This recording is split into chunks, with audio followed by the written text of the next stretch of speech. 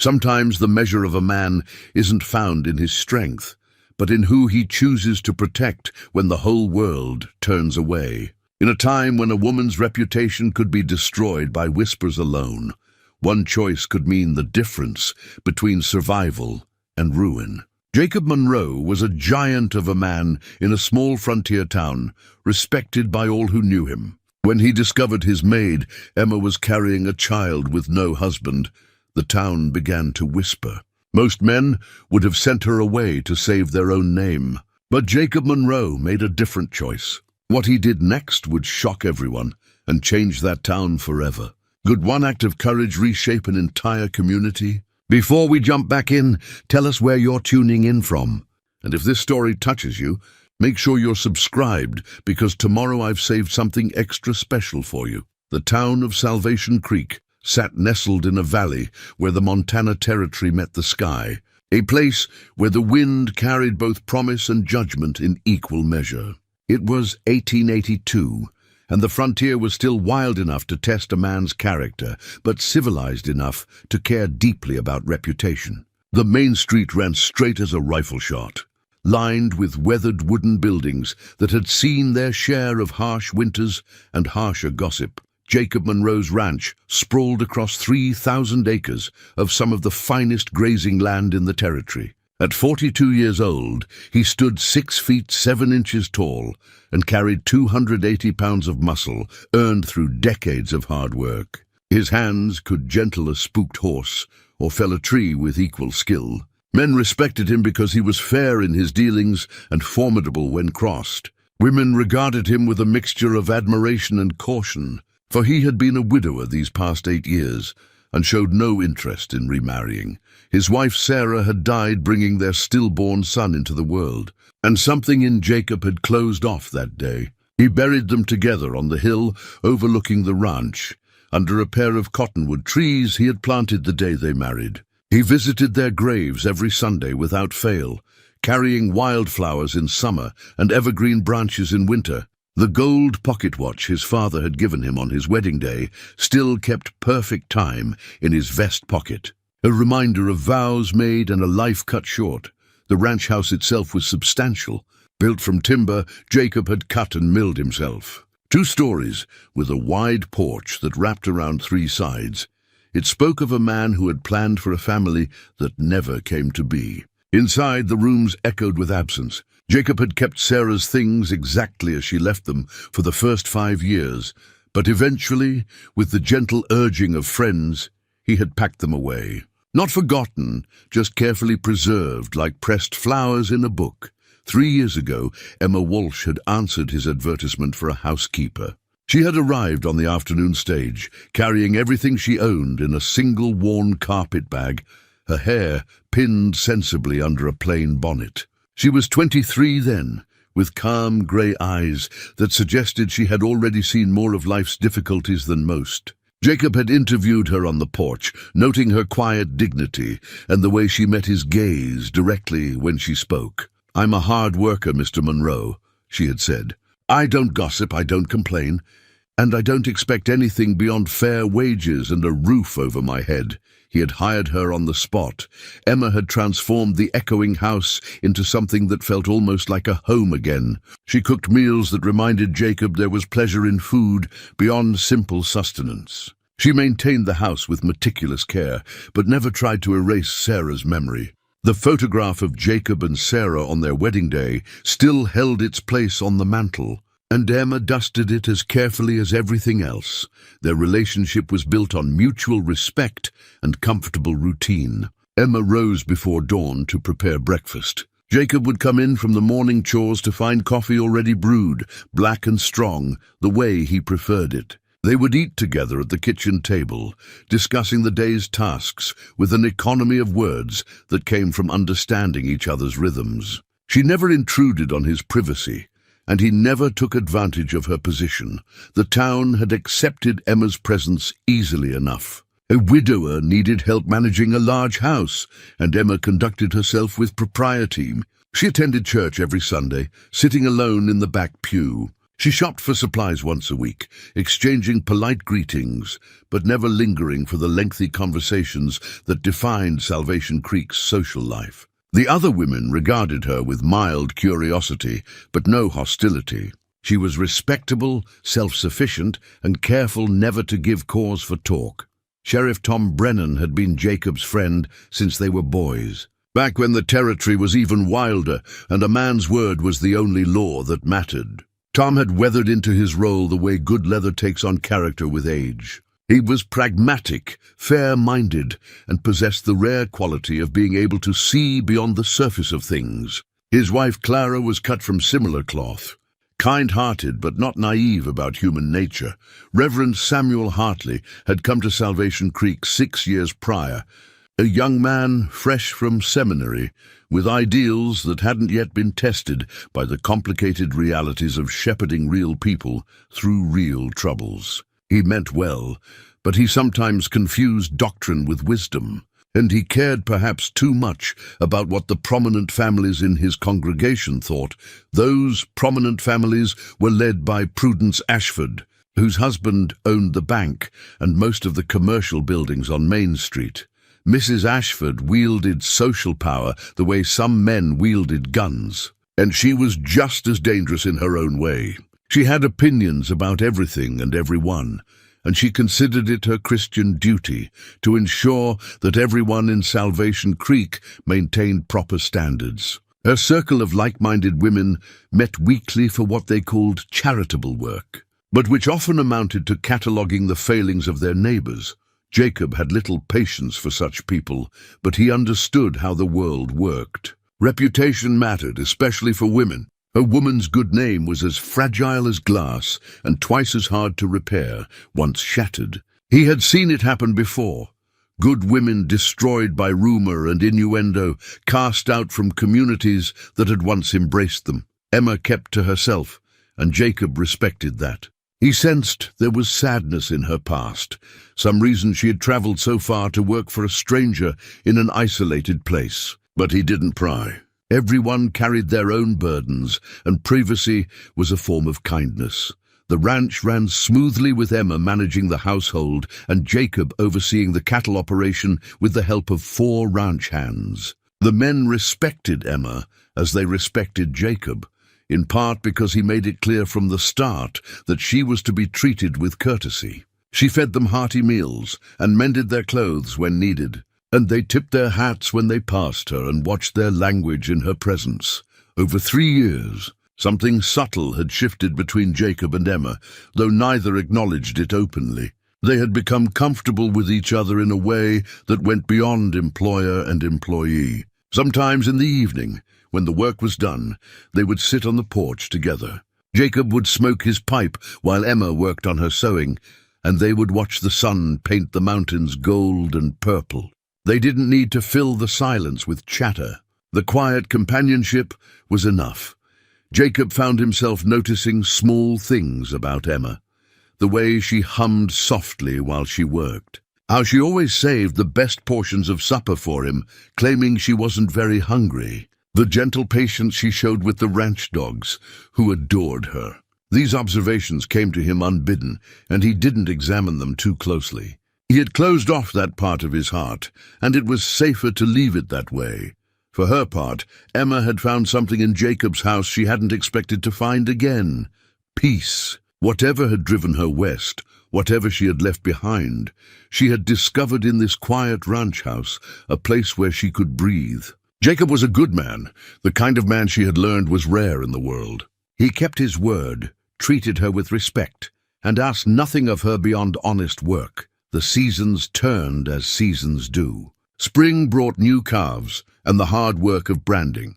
Summer meant long days in the hayfields. Fall brought the cattle drive to market and the satisfaction of another successful year. Winter settled over the ranch like a blanket, slowing the pace, but never truly stopping the work that kept a place like this running. It was late winter, February of 1882, when Jacob first noticed something had changed. Emma had always been steady, reliable as sunrise, but lately she seemed tired in a way that simple hard work didn't explain. She moved more carefully, as if something pained her. Once or twice he had found her in the morning, pale and shaken, though she quickly composed herself and insisted she was fine. He didn't press her.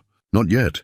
But Jacob Monroe had spent his life reading signs in nature and in animals, understanding what wasn't being said out loud, and a small voice in the back of his mind whispered that something was wrong, something that would soon demand his attention, whether he wanted to give it or not. The pocket watch ticked steadily in his vest, marking time as it always had, indifferent to the changes coming like storm clouds on a clear horizon. The morning came cold and clear, the kind of early March dawn that promised spring but still bit with winter's teeth. Jacob rose, as he always did, before the sun touched the horizon, and made his way downstairs. The house was still dark, but he knew every step by heart and needed no lamp to guide him. He expected to find Emma already in the kitchen, the stove warming, and coffee beginning to brew. Instead, he found her bent over the wash basin, her whole body shaking. She didn't hear him approach, and when he spoke her name, she startled so badly she nearly knocked over the basin. Emma. She turned to face him, and even in the dim pre-dawn light, he could see how pale she was. Her forehead was beaded with sweat despite the morning chill, and she gripped the counter as if it were the only thing keeping her upright. "I'm fine," she said quickly. Too quickly. Just a moment of weakness. "I'll have breakfast ready shortly." Jacob crossed the kitchen in 3 long strides. "Sit down, Mr. Monroe. I'm perfectly capable." "Sit down!" His voice was gentle but firm, and Emma sank into the nearest chair. He poured her a glass of water from the pitcher and pressed it into her hands. "How long has this been happening?" "It's nothing. Just a stomach ailment. It will pass." Jacob pulled out a chair and sat across from her, studying her face. He had known this woman for 3 years, seen her work through fever and exhaustion, watched her face down a rattlesnake in the root cellar without flinching. Emma Walsh was not frail, and she did not take to her bed for trifles. Whatever this was, it was not nothing. And then, like pieces of a puzzle falling into place, he saw it. The way her dress fit differently across the middle. The careful way she had been moving. The tiredness that sleep didn't cure. The morning sickness that had nothing to do with spoiled food. His eyes met hers, and he saw the exact moment she realized what he had figured out. The color drained from her face completely, and the glass trembled in her hands. "Emma," he said quietly, "are you with child?" The glass slipped from her fingers, and only Jacob's quick reflexes saved it from shattering on the floor. Emma covered her face with both hands, and her shoulders began to shake with silent sobs that seemed to come from somewhere deep and broken inside her. Jacob sat very still, his mind racing through implications and questions, and a sudden fierce protective anger at whoever had put her in this position. He reached across the table and gently pulled her hands away from her face. "Tell me," he said. The story came out in fits and starts, interrupted by tears and long silences where Emma seemed to gather the strength to continue. There had been a man, a merchant who passed through town the previous summer. He had been handsome and charming, full of promises about the life they would build together. He had courted her properly, or so it seemed. He had spoken of marriage, of taking her back east where he had business interests, of giving her the kind of life she deserved. "I believed him," Emma whispered. "God help me, I believed every word. He said he loved me. He said we would marry as soon as he returned from his next business trip." Her voice broke. "He never came back. She was 4 months along now, maybe closer to 5. She had hidden it as long as she could, letting out her dresses, wearing her apron higher, working through the sickness when it came. She had saved every penny of her wages, planning to leave before it became obvious, before the scandal could touch Jacob's household. "I'll go," she said, straightening her shoulders with visible effort. "Today, if you wish it. I have enough saved for a stage ticket. I can go somewhere no one knows me, find work until—" Her voice faltered. "Until the baby comes. After that, I'll figure something out." Jacob leaned back in his chair, his jaw tight. The anger he felt wasn't directed at Emma. It was for the coward who had taken advantage of a good woman's trust and left her to face ruin alone. It was for a world that would judge her harshly, while the man who shared responsibility would never face consequences. "You're not going anywhere," he said. Emma looked up, confusion and hope warring in her eyes. "Mr. Monroe, you don't understand. When people find out, they'll talk. It will reflect poorly on you, on your household. I won't let my shame damage your reputation. My reputation is my concern, not yours. But the church, the town, Mrs. Ashford and her circle, they'll make your life difficult. They'll say terrible things." Jacob stood and walked to the window, watching the sun beginning to paint the eastern sky. He thought about his father, the man who had given him that pocket watch, along with a simple piece of advice. A man's character is measured by what he does when no one is watching, and by who he protects when everyone is watching. He thought about Sarah, about how the town had rallied around them during her difficult pregnancy, how they had mourned with him when she and the baby died. He thought about the child Emma carried, innocent of any wrongdoing, deserving of a chance at life without the weight of others' judgment. He turned back to face Emma. "Here's what's going to happen. You're going to stay right here, in this house, and you're going to have that baby without fear or shame. Anyone who has a problem with that will answer to me. Mr. Monroe, Jacob, you can't mean that. The cost to you, I know exactly what it will cost," he said quietly, "and I'm willing to pay it." Emma stood swaying slightly, and he moved quickly to steady her. She looked up at him, this giant of a man who was offering her something she had thought impossible: safety, protection, a chance. "Why would you do this for me?" she whispered. Jacob helped her back into the chair and knelt down so they were at eye level. "Because it's the right thing to do. Because that child didn't ask to be brought into this world, and neither of you deserves what this town would do to you. Because," he paused, searching for words, "because in 3 years you've never been anything but honest and hard-working and kind. Because I've seen your character, Emma Walsh, and it's worth more than all the gossip in Montana Territory." She reached into her apron pocket with shaking hands and withdrew a small leather-bound Bible, worn soft with use. From between its pages, she pulled out a folded letter. "This came 2 weeks ago," she said, handing it to him. "It's from him, the father." Jacob unfolded the letter and read it by the growing morning light. The handwriting was educated, the words carefully chosen. The man, his name was Clayton Birch, wrote that circumstances had changed, that his business ventures required his attention elsewhere, that he hoped she would understand and forgive him. There was no mention of the promises he had made, no acknowledgement of responsibility, just a coward's goodbye dressed up in pretty phrases. Jacob refolded the letter and handed it back. "Keep this," he said. "You might need it someday as proof of his character."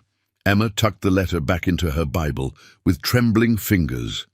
"What do we do now?" "Now you rest. I'll make breakfast. Then I'm going to visit a few people and let them know that you have my full support. The talk is going to start eventually. Better that they hear it from me first. They'll think the worst," Emma said softly. "They'll assume, let them assume what they want. The truth is simple. You're under my protection, and that's the end of it." Emma's eyes filled with tears again. But these were different from before. "I don't know how to thank you." Jacob stood and headed toward the stove to start the coffee. "No thanks needed. Just promise me something. Anything. Promise me you'll stop trying to leave. This is your home now, Emma. Yours and the baby's, whatever comes. We face it together." She nodded, unable to speak past the lump in her throat. As Jacob prepared breakfast with unpracticed hands, the sun rose fully over the mountains, spilling golden light across the valley. In town, Salvation Creek was beginning to wake. Soon, very soon, that light would illuminate everything, and there would be nowhere to hide from the judgment that was coming. But Jacob Monroe had made his choice, and like everything else he did, he would see it through to the end, no matter the cost. The pocket watch ticked steadily in his vest, and somewhere in his heart, he thought he heard his father's voice saying, "That's my boy. That's the man I raised you to be." Jacob rode into town late that morning, his jaw set with determination. He had left Emma resting in her room, with strict instructions not to do any work until he returned. The March wind carried the scent of thawing earth and coming change. His first stop was the sheriff's office. Tom Brennan looked up from his desk as Jacob entered, and something in his old friend's face made him set down his coffee cup and give his full attention. "Tom, I need to talk to you." Figured as much coming in on a weekday morning. "Sit down, Jacob. What's on your mind?" Jacob remained standing. "Emma Walsh is with child. The father abandoned her. I'm standing by her, and I wanted you to hear it from me first." Tom leaned back in his chair, processing this information. He had been a lawman long enough to keep his face neutral while his mind worked through implications. "That's a generous thing you're doing, Jacob, also potentially complicated." "I know, people are going to talk. You know how this town is. Let them talk." Tom studied his friend carefully. "Is there more to this than you're saying?" Jacob met his gaze steadily. "Emma is a good woman who was lied to and left alone. She's been part of my household for 3 years, and she's earned my loyalty. That's all there is to it. But not all there will be once word gets out." Tom stood and poured 2 cups of coffee, handing one to Jacob. "You're going to lose business over this. The church ladies will have a field day. Mrs. Ashford can say whatever she likes." "Emma stays," Tom nodded slowly. "Then you have my support for what it's worth. Clara will feel the same. But Jacob, you need to understand what you're walking into. This town has rigid ideas about propriety. A single woman pregnant living in a bachelor's house, she won't be single for long." The words hung in the air between them. Tom set down his coffee cup carefully. "What are you saying?" "I'm saying I'm going to marry her. A marriage of protection to give her and the child a name and legal standing. It's the only way to shut down the worst of the gossip." "Jacob, I've thought it through, Tom. It makes sense. The child will have a father, Emma will have the protection of my name, and the talk will eventually die down." Tom walked to the window, looking out at the street. "And what about you? Sarah's been gone 8 years. Maybe you're ready to move on. But is this the way to do it? A marriage of convenience? It's not like that. This is practical, nothing more. You sure about that?" Tom turned to face him. "I've seen the way you look at her sometimes when you don't think anyone's watching. Are you certain this is just about protection?" Jacob's jaw tightened. "My feelings don't matter. What matters is doing right by her. Your feelings always matter, old friend. But I can see your mind's made up." Tom extended his hand. "Then you have my support and Clara's. We'll stand with you whatever comes." Jacob shook his hand, grateful for the solidarity. "I appreciate that more than you know." His next stop was the church. Reverend Hartley was in his office preparing Sunday's sermon. He looked up with a welcoming smile that faded when he saw Jacob's expression. "Mr. Monroe, is something wrong?" Jacob laid out the situation with the same directness he had used with Tom. The Reverend's face grew more troubled with each word. "I see," Hartley said when Jacob finished. "This is a delicate situation. The church has clear teachings about mercy and compassion, I hope, about the sanctity of marriage and the importance of moral conduct." The Reverend's voice was gentle but firm. "I sympathize with Miss Walsh's predicament, truly I do, but there are standards we must uphold. The congregation looks to me for guidance on these matters, and what guidance will you give them? To turn their backs on a woman in need? To uphold the values that hold a community together?" Hartley stood and walked around his desk. "Mr. Monroe, I understand your impulse to help. It's admirable, but you must consider the message this sends. If we excuse moral failings, there's no failing to excuse. She was deceived by a man who made promises he never intended to keep. She's the victim here, perhaps, but the appearance—" "I'm going to marry her," Jacob said flatly. "With or without your blessing." Reverend Hartley's eyes widened. "Marry her? Mr. Monroe, that's quite sudden. Have you thought this through? The implications for your own standing in the community?" "I've thought of nothing else. Will you perform the ceremony or not?" The Reverend sat down heavily. He was a young man, younger than Jacob by a decade, and the weight of the decision showed on his face. He wanted to do what was right, but he also wanted to keep his position, to maintain the support of the influential families in his congregation. "I need time to consider this," he said finally. "To pray on it, to consult. I'll be back tomorrow for your answer." Jacob headed for the door, then turned back. "Reverend, my father used to say that the measure of a minister isn't how well he tends to the righteous, but how he treats the fallen. Emma Walsh hasn't fallen. She's been pushed. There's a difference." He left before Hartley could respond.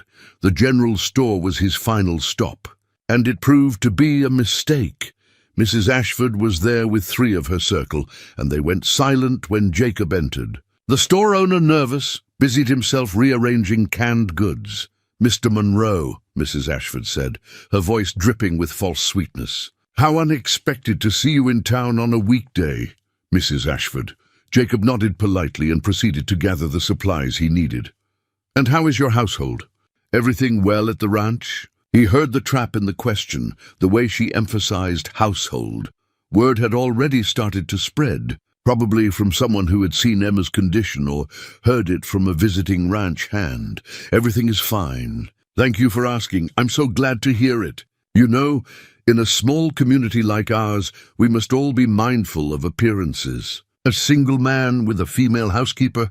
Well, there's always talk, isn't there?" Jacob set his purchases on the counter and turned to face her directly. "If there's something you want to say, Mrs. Ashford, I'd prefer you say it plain." Her smile was sharp as a knife. "Only that we all have a responsibility to maintain certain standards.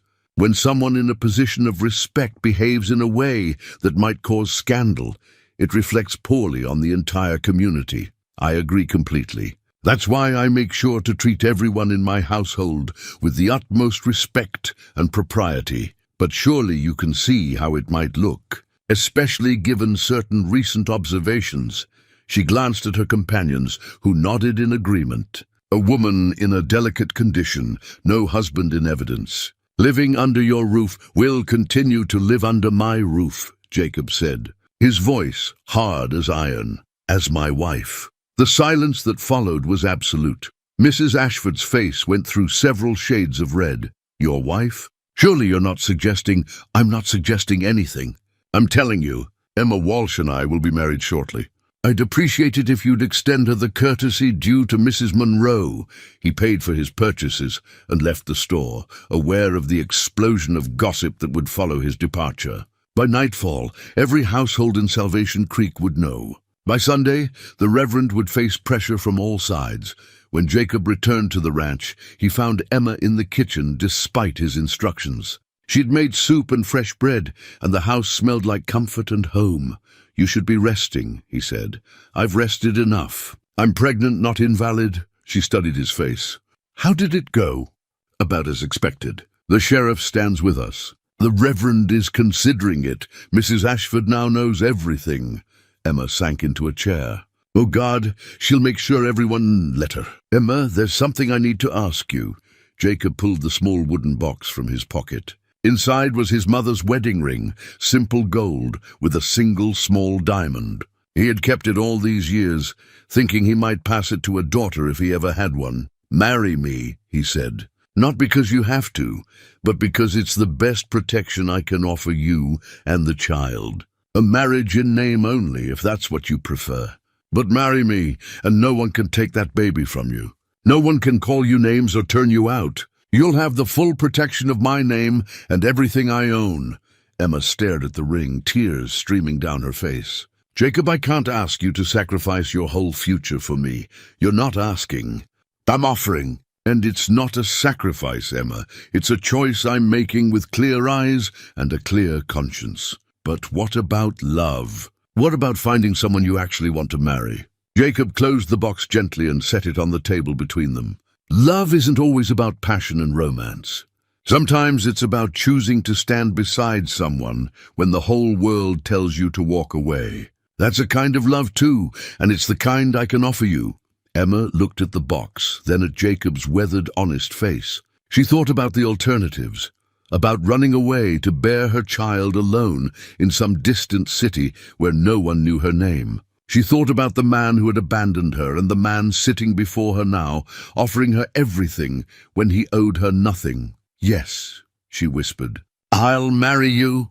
Jacob opened the box again and slid the ring onto her finger. It fit perfectly, as if it had been waiting for her all along. Reverend Hartley came to the ranch the next morning, his face troubled but resolved. Jacob met him on the porch, and they spoke for nearly an hour.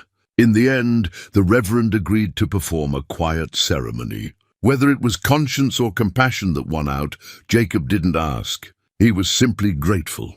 The wedding took place 3 days later in the Reverend's parlor, not the church. It was a small concession to propriety, and Jacob accepted it without complaint.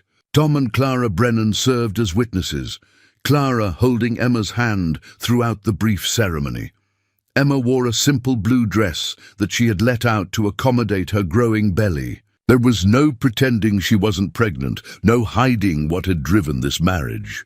Jacob wore his Sunday suit, the one he saved for funerals and rare formal occasions. He spoke his vows in a steady voice, promising to honor and protect Emma for as long as they both lived. When Reverend Hartley pronounced them husband and wife, Jacob leaned down and kissed Emma's forehead, gentle as a benediction. She looked up at him with eyes full of gratitude and something else, something neither of them was ready to name. Clara embraced Emma afterward, whispering, "You're not alone anymore, dear. We'll stand with you." Tom shook Jacob's hand. "You're a better man than most, Jacob Monroe. I'm just a man doing what needs doing." They walked out of the Reverend's house as husband and wife, and the small group of townspeople who had gathered across the street to gawk fell silent. Jacob helped Emma into the wagon, and they rode back to the ranch without speaking, the weight of what they had done settling over them like snow. By Sunday, the entire town knew. The church was packed that morning, everyone eager to see how Reverend Hartley would address the scandal. Emma wanted to stay home, but Jacob insisted they attend together. They sat in the third pew, and Jacob could feel the eyes on them like physical pressure. Emma kept her gaze down, her gloved hands folded over her Bible. Jacob stared straight ahead, his jaw set. Reverend Hartley's sermon was about judgment and mercy, about the woman caught in adultery and Christ's challenge, "Let he who is without sin cast the first stone." It was a brave sermon, all things considered, and by the end, some faces in the congregation looked thoughtful rather than hostile. But not all. Mrs. Ashford and her circle left immediately after the service, making a show of their disapproval. Others followed their lead, dividing the congregation as neatly as a knife through butter. Clara Brennan made a point of inviting Emma and Jacob to Sunday dinner the following week, her voice loud enough for half the church to hear. A few other women nodded in approval, but many turned away. The weeks that followed were difficult. Jacob's business relationships began to strain. The bank, run by Mrs. Ashford's husband, found reasons to delay transactions and question his accounts. Suppliers, who had been eager for his business, suddenly had difficulty fulfilling orders. The Cattlemen's Association, which Jacob had helped found, invited him to fewer meetings. He absorbed these slights without complaint, but Emma saw the toll they took. She found him one evening in his study, going over ledgers with a deep furrow between his brows. "This is because of me," she said from the doorway. "This is because people are small-minded and quick to judge. Jacob, I can't let you lose everything because of my mistakes." He looked up, his expression softening. "Come here." Emma crossed to his desk and he took her hand. The simple gold band caught the lamplight. "You listen to me," he said. "The ranch is strong. We have good land, good stock, and I've been careful with money. We'll weather this storm. And even if we couldn't, even if standing by you cost me everything, I'd still make the same choice. Why?" It was the question she had asked before, and he still didn't have words adequate to the answer. He settled for what he could articulate, because some things matter more than money or reputation. "You and that baby matter more." Emma's free hand moved to her belly, where the baby was beginning to show movement. "I felt the baby kick today, really kick for the first time. That's good. That means everything's progressing as it should. Would you like to feel?" Jacob hesitated. This seemed to cross some invisible line they had been careful not to breach. But Emma was already guiding his large hand to her belly, pressing it against the swell of her dress. They waited in silence, and then he felt it, a small flutter, like a bird's wing against his palm. His breath caught. "There," Emma whispered. Did you feel that? Yes. His voice was rough. I felt it. He kept his hand there, marveling at the life growing beneath it. A child who would bear his name, who would call him father even if he had no hand in creating that small spark of life. The responsibility of it settled over him, fierce and protective. We should think about names, Emma said softly. You have time for that. Don't rush. I was thinking if it's a girl, Grace Monroe. Jacob looked up at her face, seeing the hope and fear mingled there. Grace is a good name, strong and gentle at once. And if it's a boy, that's your choice to make, Emma. This is your child. Our child, she corrected gently. That's what we're telling everyone. That's what the law will say. So our child, Jacob. The word "our" did something strange to his heart, opening doors he had thought permanently sealed. He withdrew his hand carefully and stood. I need to check on the horses, he said, his voice gruff. Don't wait up for me. He left before she could see the confusion in his eyes, before he had to examine too closely what he was feeling. The ranch hands, 4 loyal men who had worked for Jacob for years, accepted the situation with pragmatic grace. They had watched Emma transform the house over 3 years, had benefited from her cooking and kindness, and they respected Jacob's judgment. If the boss said Emma was to be treated as Mrs. Monroe, then Mrs. Monroe she was. But the isolation from the broader community weighed on all of them. The easy camaraderie Jacob had once enjoyed with other ranchers became strained. Men who had shared drinks with him now nodded curtly and moved on. The town that had once embraced him now kept him at arm's length. Emma bore the worst of it. The women who had been merely distant before now actively shunned her. At the general store, they would move away when she approached. No one visited the ranch anymore. The invitations to church socials and community gatherings stopped completely. One afternoon, Emma came back from town with tears in her eyes and an empty shopping basket. Jacob found her in the kitchen trying to compose herself. What happened? Nothing, everything. The store owner's wife told me they don't serve women of questionable character. Her voice broke. Jacob, I couldn't even buy flour. The anger that rose in Jacob was cold and controlled, the dangerous kind. Get your coat. We're going back to town. No, please. It will only make things worse. It can't get much worse. And I'll be damned if my wife can't buy supplies in her own town. They rode back to town in silence, Emma's hand clutching the wagon seat. Jacob pulled up in front of the general store and helped her down with exaggerated courtesy. Inside, the store owner's wife went pale when she saw them.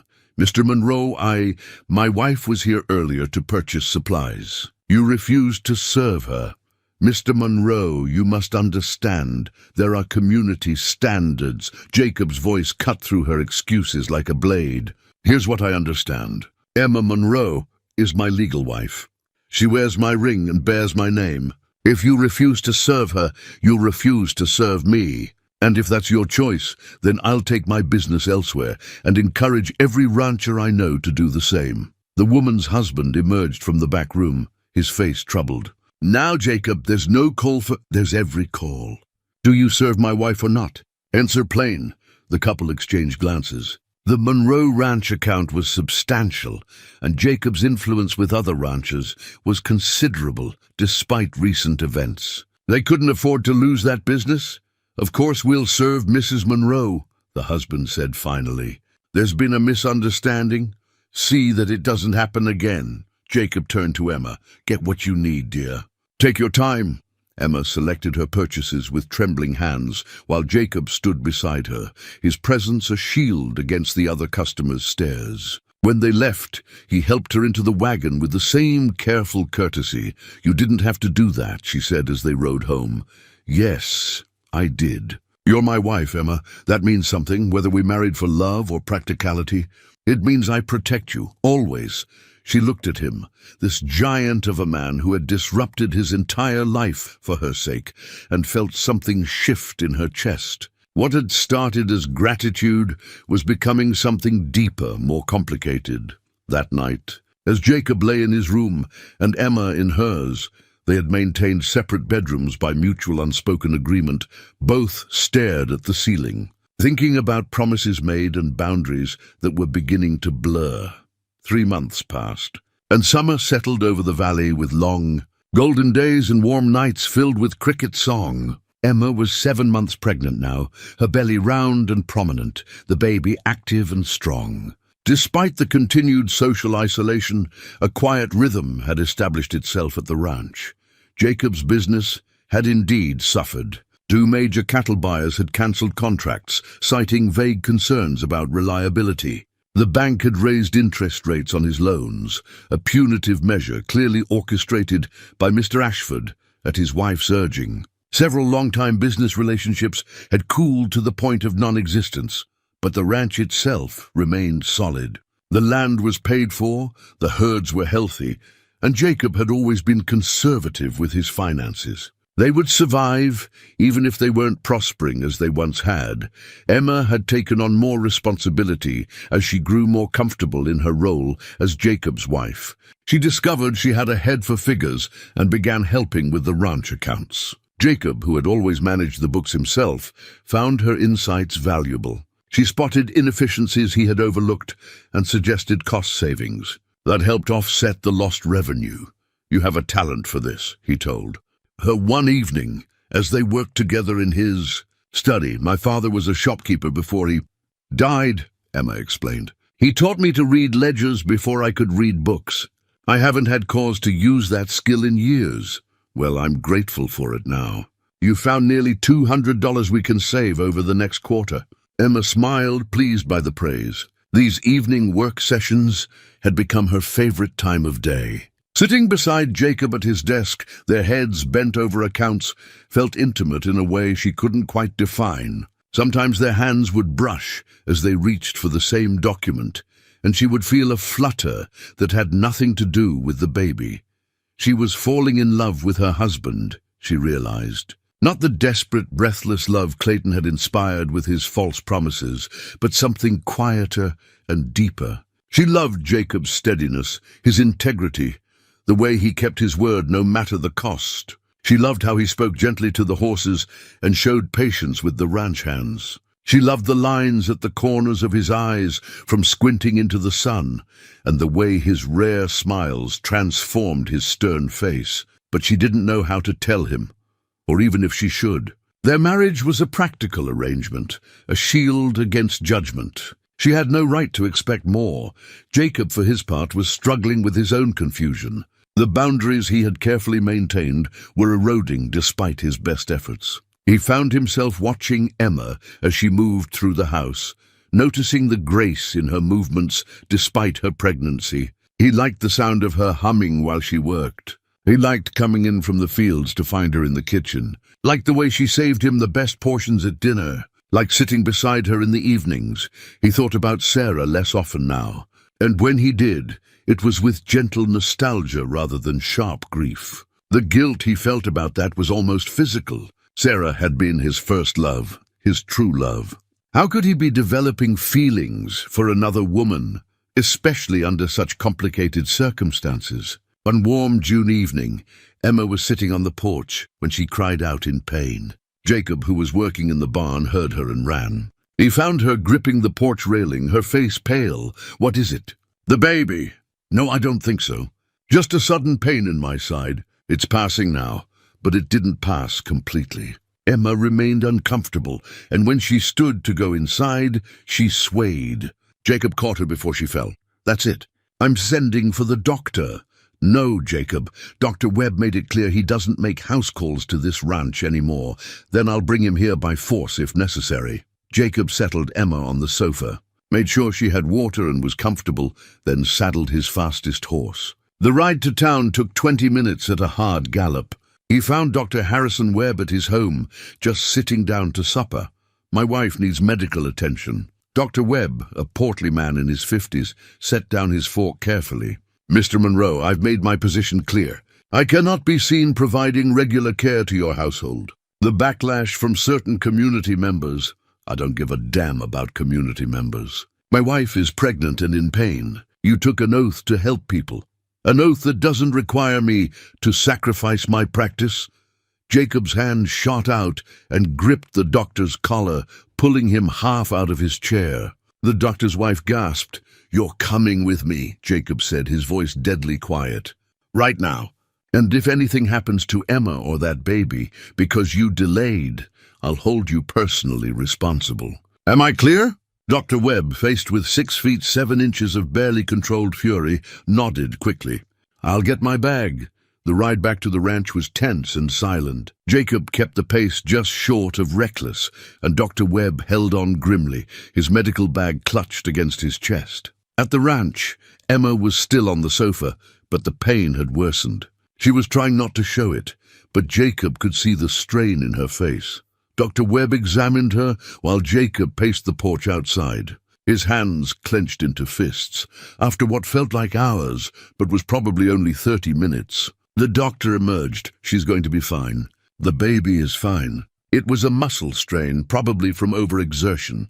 She needs to rest more, avoid heavy lifting, and stay off her feet as much as possible for the next few days." Jacob's shoulders sagged with relief. "Thank you."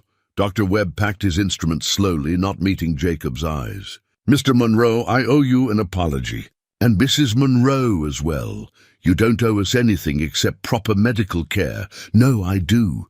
The doctor's voice was heavy with shame. "I let fear of social consequences override my duty as a physician. What I witnessed today, your devotion to your wife, her genuine need for care, it showed me how far I'd strayed from my oath." He finally looked up. "I've seen many marriages in this town, Mr. Monroe. Most are based on property or convenience or simple loneliness. What you have with your wife, whatever its origins, has more genuine care in it than half the so-called respectable unions in Salvation Creek." Jacob didn't know what to say to that. "I'll check on her in a few days," Dr. Webb continued. "And when her time comes, you send for me, regardless of the hour or the weather. I'll be there." After the doctor left, Jacob went inside to find Emma sitting up, looking much better. "He said you need to rest," I heard. "I'm sorry I frightened you. Don't apologize for that." Jacob sat in the chair across from her. "Emma, you need to take it easier. You're doing too much. The house needs managing. The accounts can wait. The house can be a little less perfect. You and the baby are what matter." Emma's eyes filled with tears, the emotional volatility of pregnancy making her quick to cry. "You're too good to me, Jacob. I'm just taking care of what's mine," he said, then realized how that sounded. "I don't mean your property. I mean, I know what you mean." She smiled through her tears. "And I don't mind it. Being yours, I mean. It feels safe." The moment stretched between them, charged with things neither was ready to say. Jacob stood abruptly. "I should let you rest. I'll bring you some supper later." That night, unable to sleep, Jacob went to his workshop in the barn. He had started a project weeks ago and had been working on it late at night when Emma was asleep. Now he returned to it with renewed purpose. The cradle was taking shape beautifully. He had chosen cherry wood, smooth and warm, and was carving delicate patterns into the headboard. Vines and flowers, symbols of growth and life. He worked with careful precision, his large hands surprisingly deft with the small tools. This was how he showed love, he realized. Not with flowery words or grand gestures, but with his hands, building something solid and lasting. The cradle would be perfect, and it would hold Emma's child, their child, as she insisted on saying, and protect that small life the way he protected Emma. As he worked, he thought about Dr. Webb's words. Whatever its origins has more genuine care in it.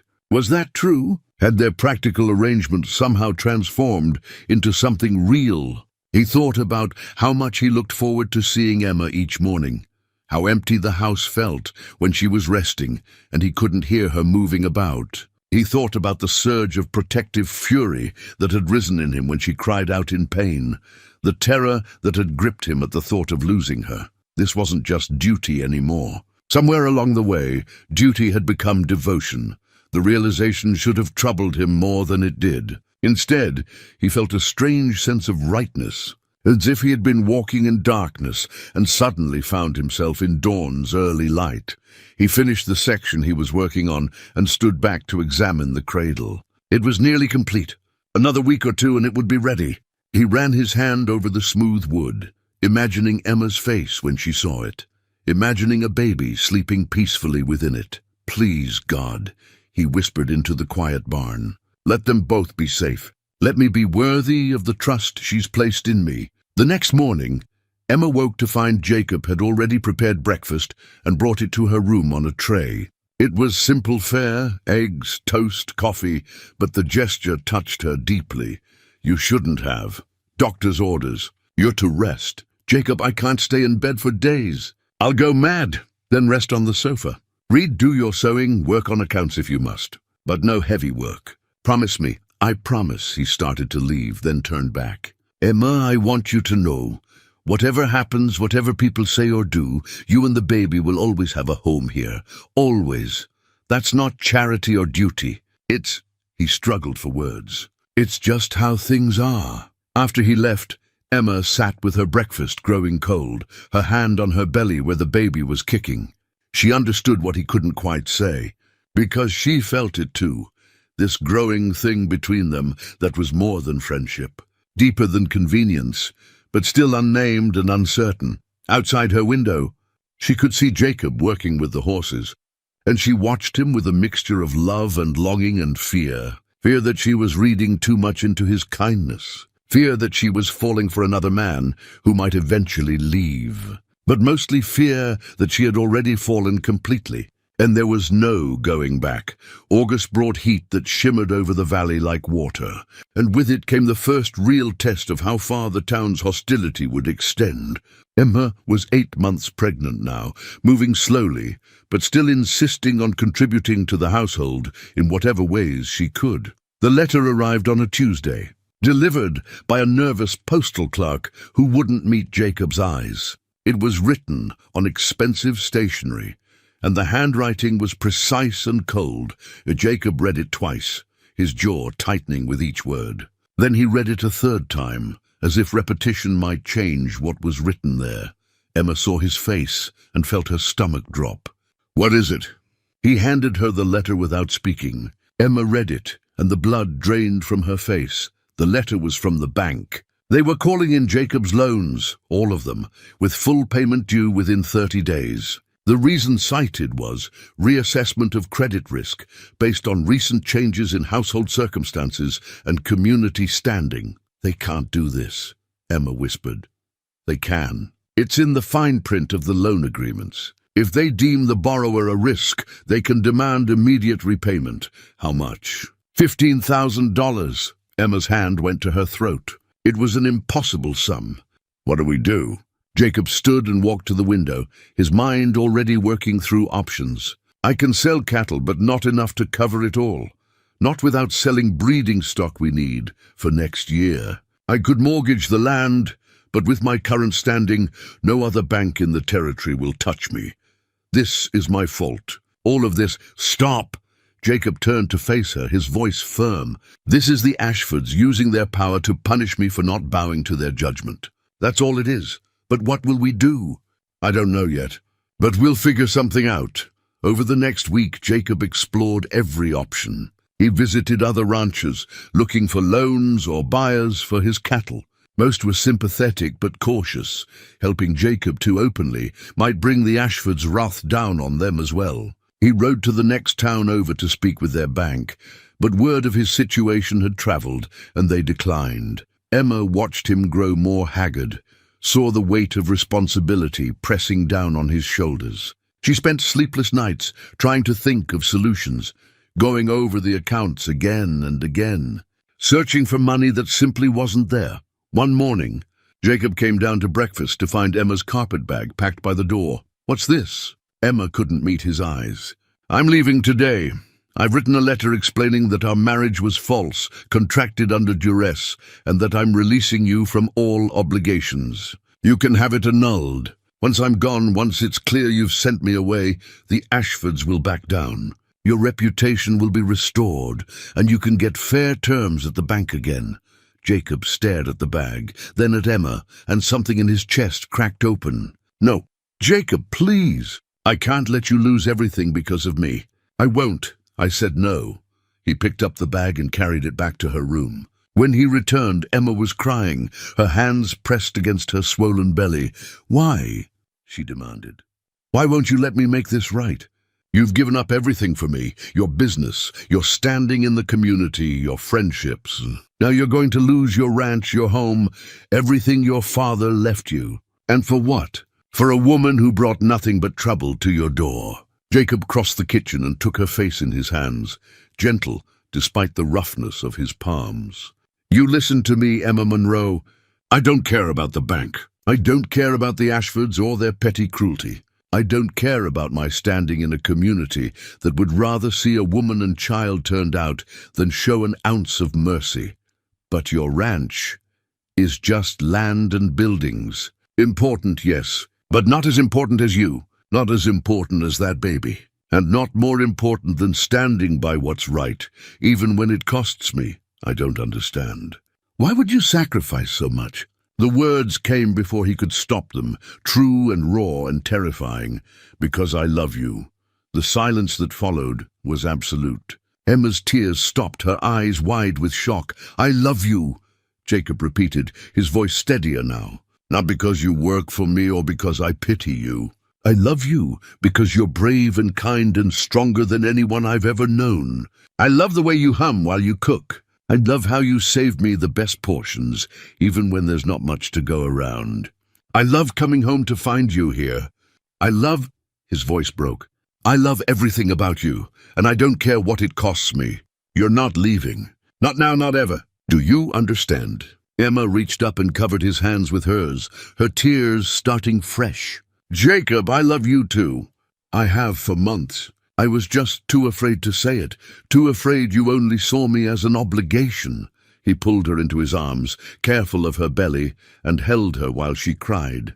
She buried her face against his chest, and he rested his chin on top of her head, breathing in the scent of her hair. "We'll figure this out," he murmured. "Together." That's what families do. They stood there in the kitchen, holding each other as the morning light streamed through the windows, and for a moment, the world outside, with all its problems, ceased to exist. But the world had a way of intruding, and it did so 3 days later in the form of another letter. This one was addressed to Emma, and the handwriting made her go pale.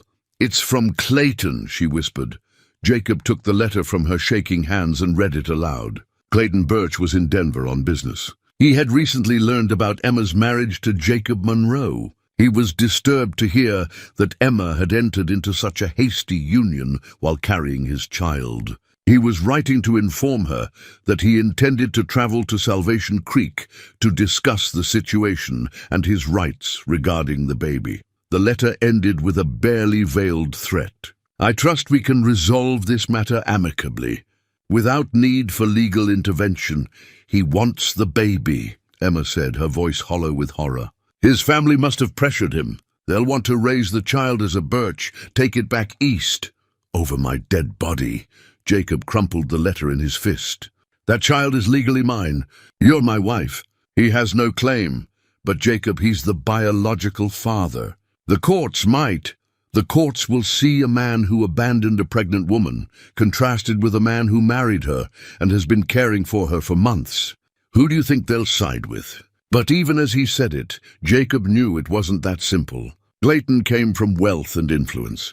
He would have lawyers, resources, and Jacob's current standing in the community was hardly favorable. If it came to a custody battle, the outcome was far from certain. Emma seemed to read his thoughts. "We can't let him take the baby." "I can't." Her breathing became ragged, panic setting in. "Emma, breathe. Look at me, breathe." Jacob guided her to a chair and knelt in front of her, holding her hands. "No one is taking that baby, I promise you. We'll fight this with everything we have." That night, after Emma had finally fallen into an exhausted sleep, Jacob sat on the porch with Tom Brennan. The sheriff had ridden out after Jacob sent word about Clayton's letter. "This is bad timing," Tom said quietly. "With the bank foreclosure and now this, I know, Clayton Birch. I did some asking around. His family is old money, Eastern establishment. They have connections in territorial government. If he pushes for custody, he'll have powerful lawyers. Then we'll get powerful lawyers too. With what money, Jacob? You're facing foreclosure in 3 weeks. Jacob stared out at the dark mountains, his jaw tight. I'll sell everything if I have to. The cattle, the equipment, the land. I'll work as a ranch hand on someone else's spread, if that's what it takes. But I won't let him take that child from Emma. Tom was quiet for a long moment. You know what the town will think if you lose the ranch. They'll say you threw away everything for a woman who wasn't even carrying your child. They'll call you a fool. Let them. You really love her that much? Jacob's voice was soft but certain. More than I knew I could love anyone. Tom nodded slowly. Then we fight. Clara and I will stand with you, testify about your character if it comes to that. And I'll make sure everyone knows about Clayton's letter, about him abandoning Emma in the first place. Public opinion might not matter in court, but it can't hurt. After Tom left, Jacob stayed on the porch until the eastern sky began to lighten. Somewhere in the house, Emma slept. And somewhere inside her, the baby dreamed whatever babies dream. And somewhere in Denver, a coward was planning to take what he had no right to claim. Jacob's hands tightened on the porch railing. He had faced down cattle rustlers and survived harsh winters and built a ranch from raw land and determination. He would face this too, and he would win. He had to. Because the alternative, losing Emma or the baby, was unthinkable. Clayton Birch arrived in Salvation Creek on a Thursday afternoon, stepping off the stage in a suit that cost more than most men in town earned in a month. He was handsome, in the way wealthy men often are, well-groomed, confident, with the easy smile of someone who had never faced real consequences for his actions. Word of his arrival spread quickly. By evening, half the town knew that the father of Emma Monroe's baby had come to claim what was his. Jacob learned of it from Tom Brennan, who rode out to the ranch immediately. He's staying at the hotel. Already hired a lawyer from Helena, man named Hutchinson, known for winning difficult cases. Jacob absorbed this news in grim silence. Has he tried to contact Emma? Not yet. But he's been talking to people in town, presenting himself as a wronged father who only recently learned about the pregnancy. He's claiming Emma left before he could propose, that he's been searching for her for months. That's a lie. You and I know that. But he's charming, and he has money. Some people are inclined to believe him. Emma, overhearing from the doorway, went pale. He's going to try to take the baby. Jacob crossed to her side. He can try. He won't succeed. But the next morning brought devastating news. The bank had filed foreclosure papers. Jacob had 1 week to raise $15,000 or lose the ranch. The timing, coming right when Clayton had arrived in town, seemed too convenient to be coincidence. The Ashfords are working with him, Tom said when he brought the papers. Has to be. Clayton must have approached them, offered to make it worth their while to pressure you. Jacob read through the foreclosure notice, his expression unreadable. Emma watched him, her hands pressed protectively over her belly. What do we do? She whispered. Before Jacob could answer, a knock came at the door. Tom opened it to reveal Clayton Birch himself, flanked by his lawyer Hutchinson and, surprisingly, Reverend Hartley. Mr. Monroe, Clayton said smoothly, I hope you'll forgive the intrusion. I thought it best if we discuss this matter like civilized men. Jacob's hands clenched at his sides, but he stepped aside to let them in. Clayton's eyes immediately found Emma, and his expression softened into what might have been regret if you didn't look too closely. Emma, you look well. Pregnancy agrees with you. Emma said nothing, moving closer to Jacob's side. Hutchinson, the lawyer, was all business. Mr. Monroe, my client has asked me to present you with a proposal, one that I think addresses everyone's concerns in this unfortunate situation. I'm listening. Mr. Birch acknowledges that his departure from Salvation Creek last year was regrettable. He was young, uncertain, not ready for the responsibilities of fatherhood. However, circumstances have changed. His family is eager to welcome the child, and Mr. Birch is prepared to offer Emma, pardon me, Mrs. Monroe, very generous terms. What kind of terms? Jacob's voice was cold. Clayton stepped forward. I'll pay off your debt to the bank. All $15,000.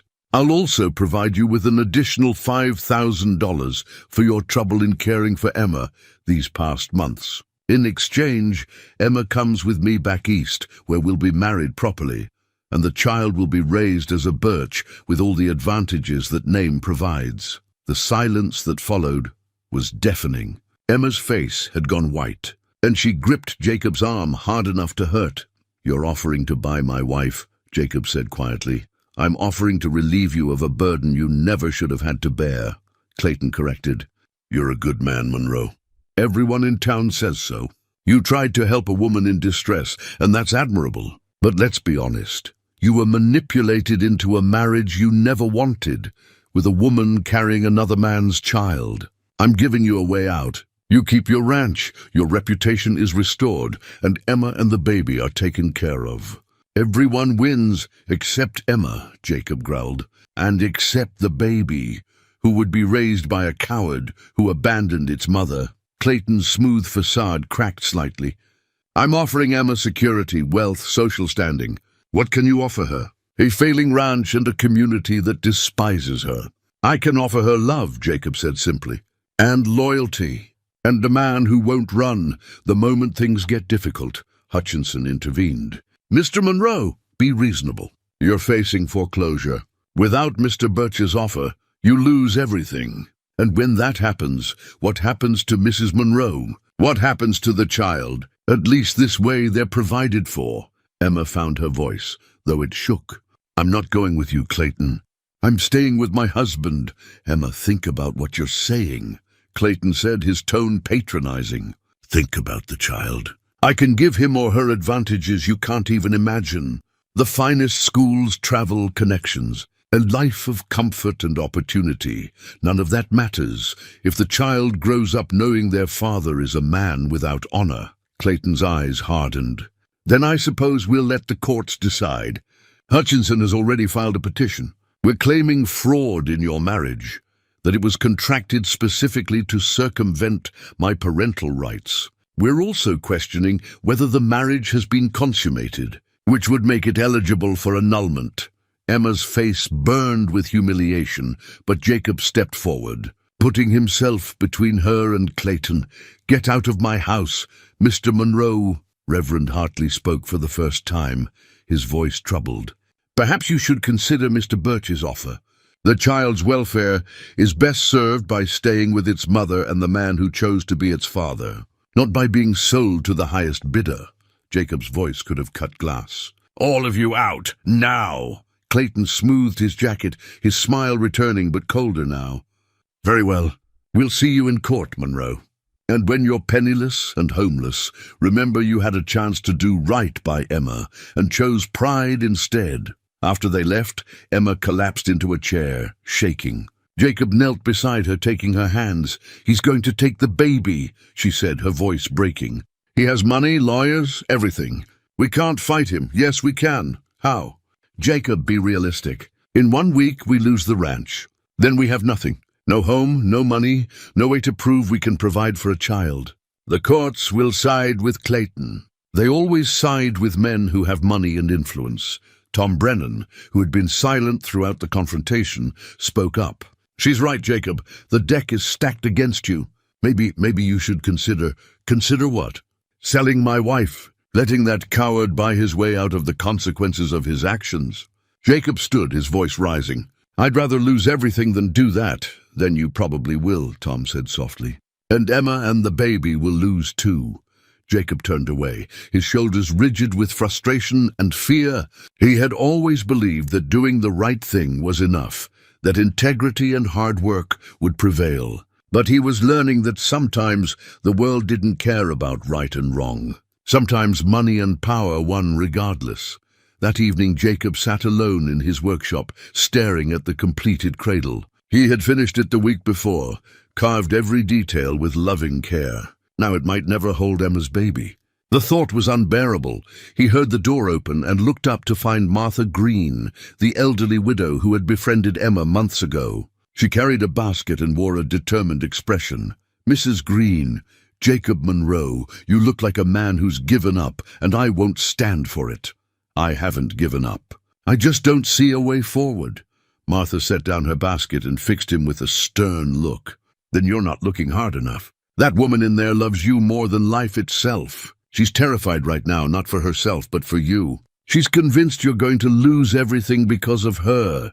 I don't care about losing the ranch. I know you don't. But Emma does. She's carrying guilt that isn't hers to carry.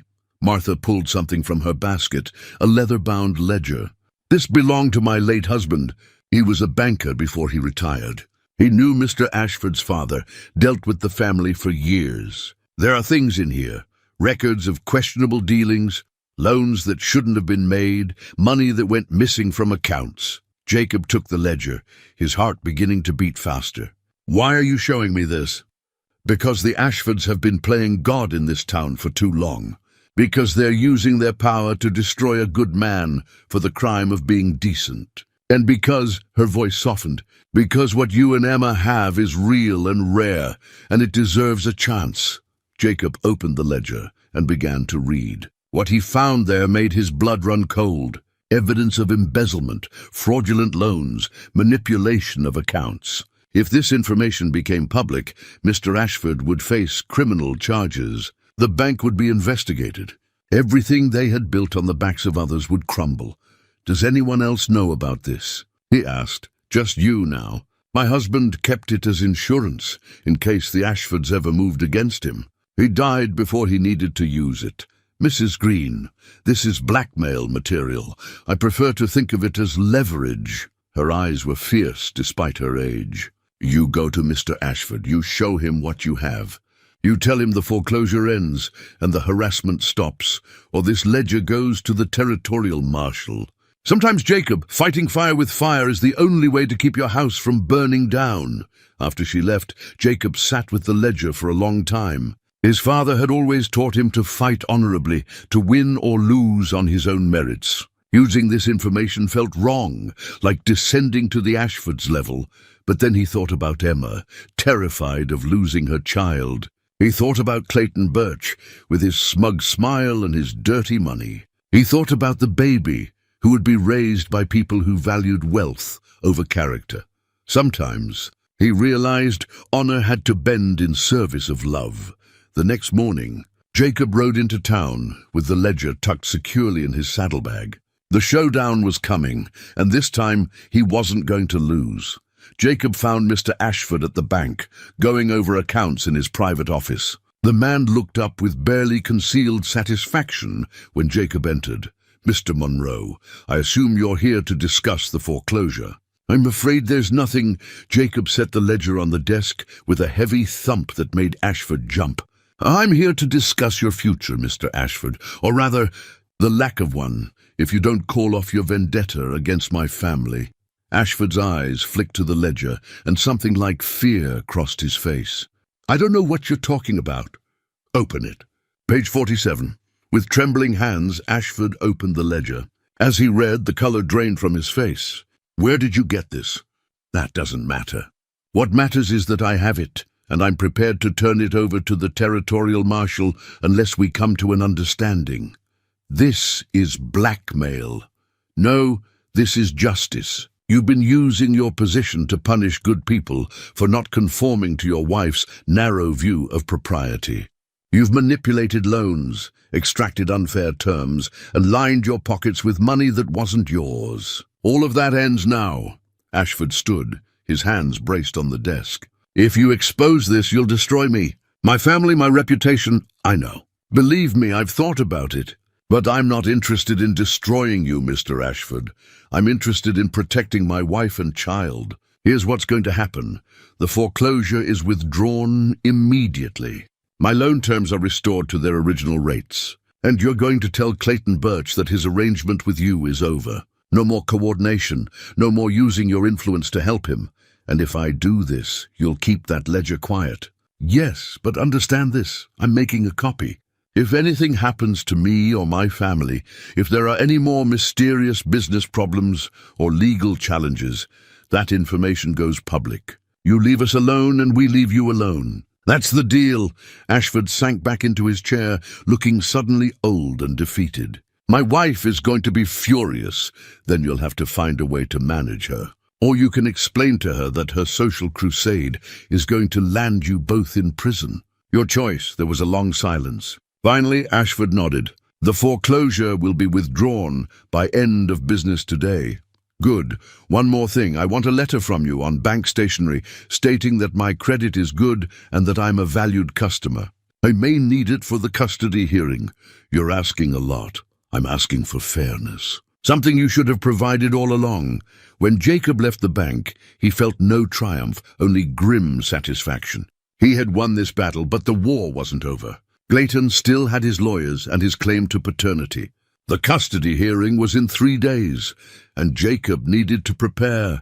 His next stop was Tom Brennan's office. The sheriff had been making inquiries about Clayton Birch, and what he had discovered was illuminating.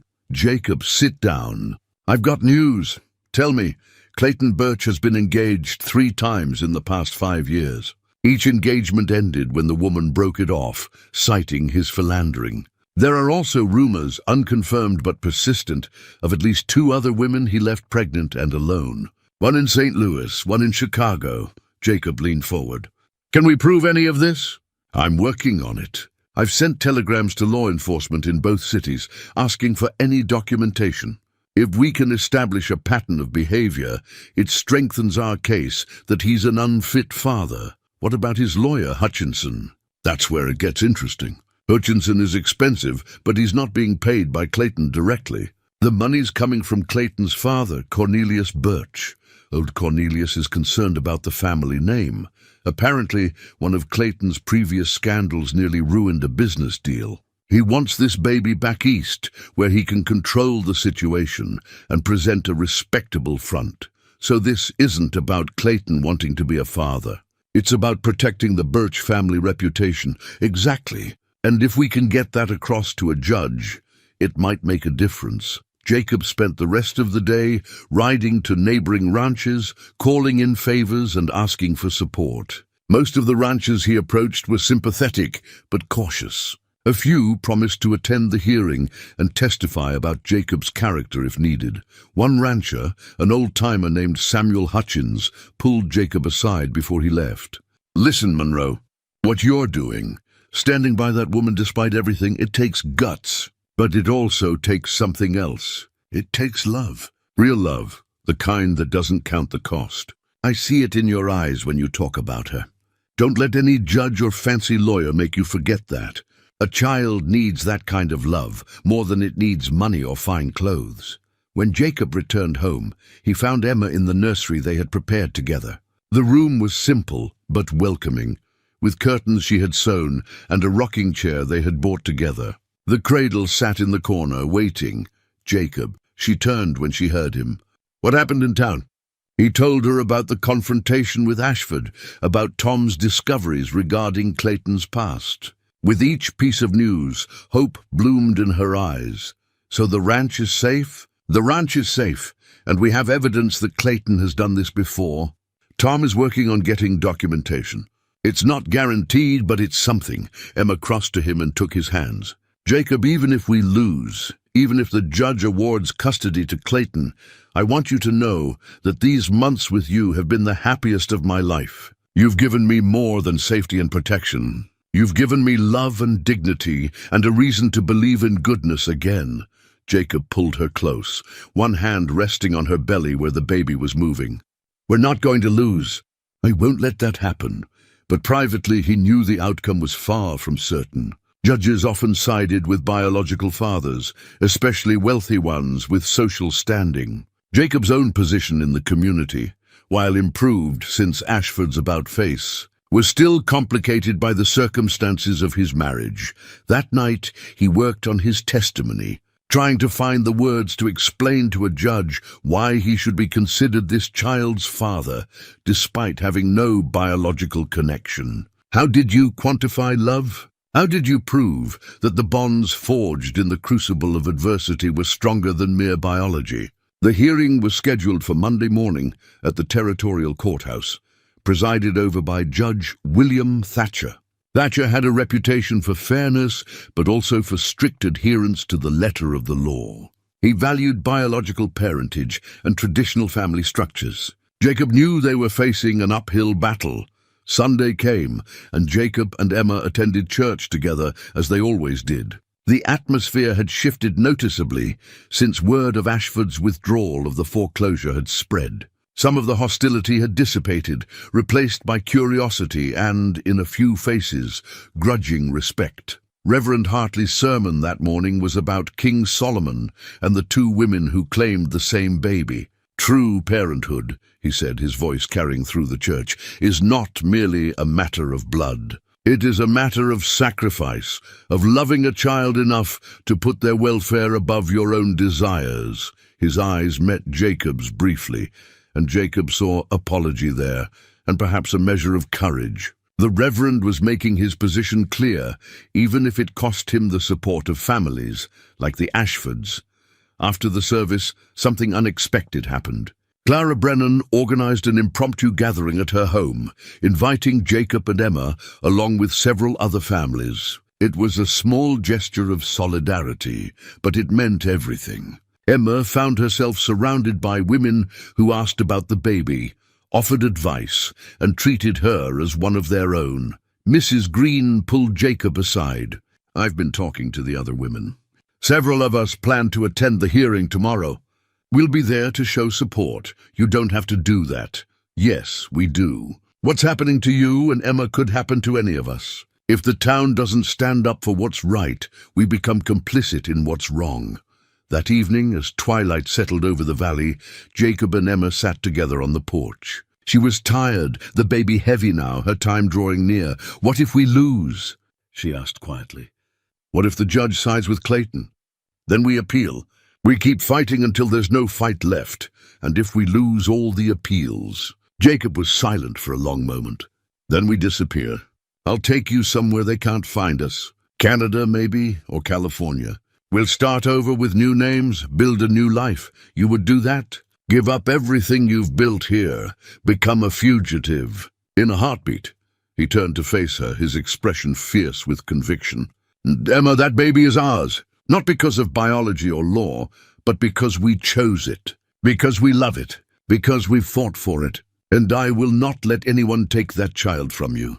Not Clayton, not a judge, not God himself." Emma's eyes filled with tears, but she was smiling. "How did I get so lucky to find you?" "Luck had nothing to do with it. This was always meant to be. I'm just sorry it took me so long to realize it." They sat together as the stars came out, drawing strength from each other for the battle that awaited them. Monday morning arrived clear and cold. Jacob dressed in his best suit, the same one he had worn to marry Emma.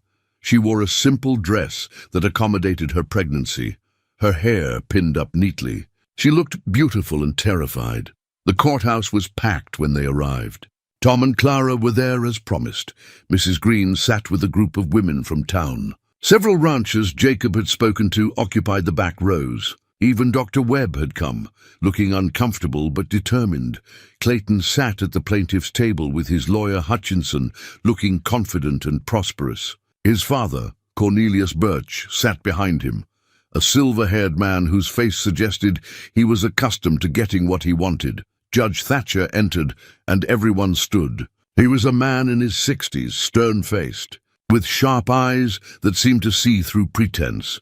"We're here to address the petition filed by Mr. Clayton Birch regarding custody and parental rights of the unborn child of Mrs. Emma Monroe. Formerly Miss Emma Walsh. Mr. Hutchinson, you may begin." Hutchinson stood, his presentation smooth and rehearsed. He painted Clayton as a young man who had made a mistake, but was now ready to accept his responsibilities. He emphasized the Birch family's wealth, their social standing, the opportunities they could provide for the child. "The child will want for nothing," Hutchinson declared. "The finest education, the best medical care, entry into society's highest circles. Mr. Birch is prepared to marry Mrs. Monroe and legitimize the child, providing both mother and baby with security and respectability. And if Mrs. Monroe refuses to marry your client," the judge asked, "then we ask that custody be awarded to Mr. Birch as the biological father, Mrs. Monroe's." Marriage to Mr. Monroe was clearly contracted as a desperate attempt to provide a legitimacy for the child But it cannot erase the biological reality of paternity.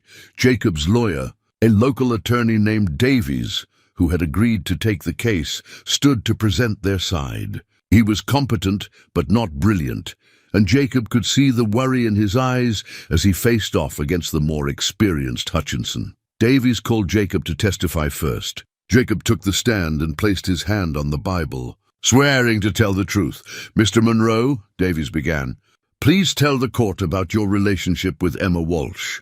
"Now, Emma Monroe," Jacob took a breath and began to tell their story. He spoke about Emma coming to work for him 3 years ago, about her dedication and integrity. He described discovering her pregnancy and the choice he had made to stand by her.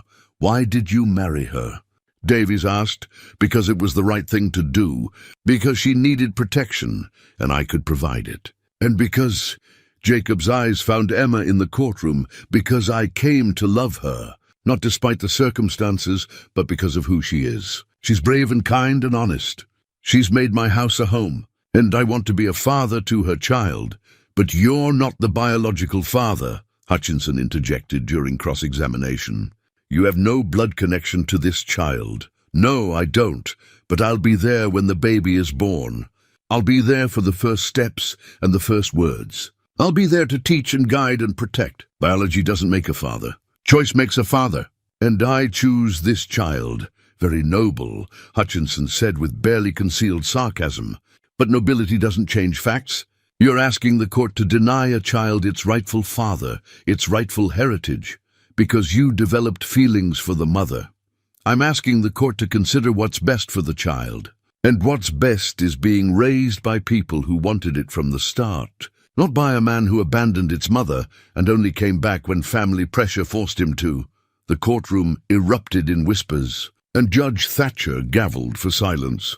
Tom Brennan testified next, presenting the evidence he had gathered about Clayton's past. 2 women from different cities had provided sworn statements describing how Clayton had courted them, promised marriage, and disappeared when complications arose. One of the women had borne a child that Clayton refused to acknowledge.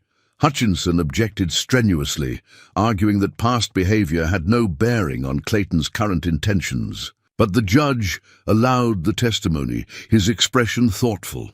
Dr. Webb took the stand and described Emma's health crisis, Jacob's fierce determination to get her medical care, and the obvious devotion between them.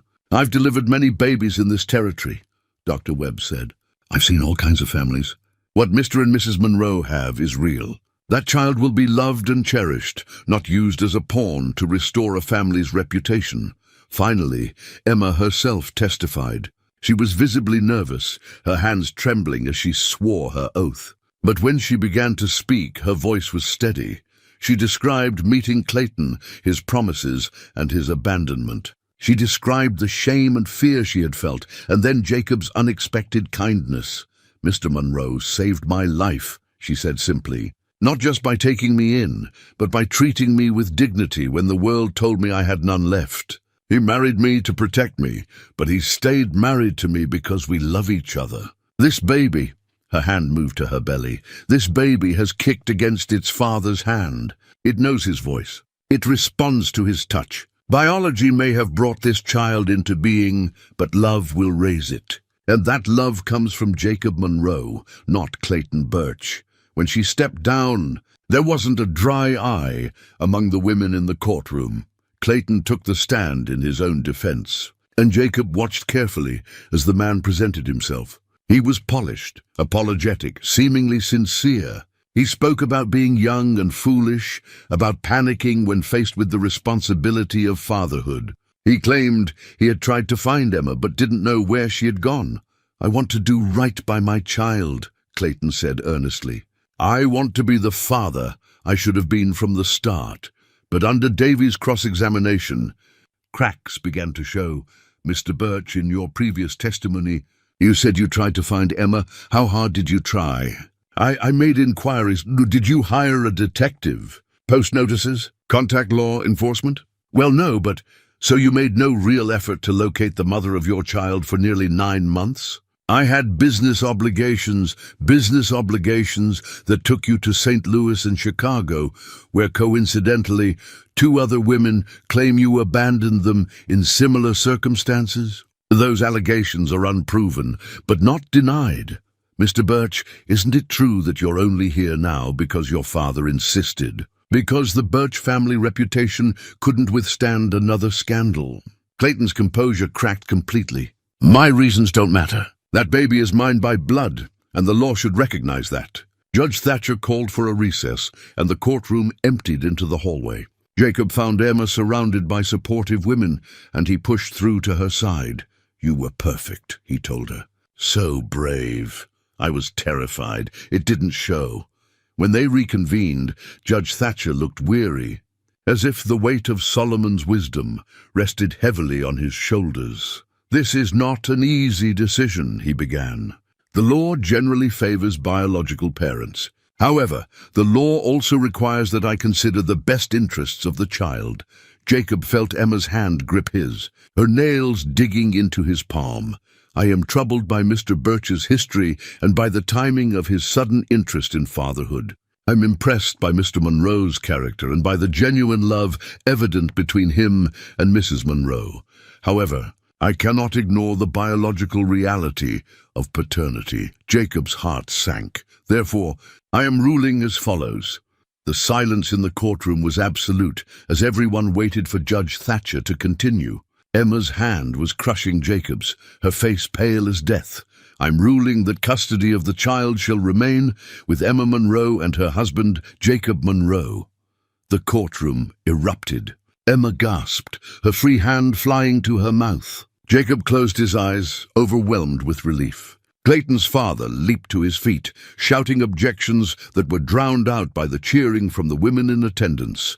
Judge Thatcher gavelled for order, his expression stern. However, he continued, raising his voice over the din, Mr. Birch shall be granted visitation rights, to be determined at a later date, when the child is older, and such contact would not be disruptive to the infant's welfare. Your Honor, this is outrageous, Hutchinson began, but the judge cut him off. My decision stands. Mr. and Mrs. Monroe have demonstrated the capacity to provide a loving, stable home.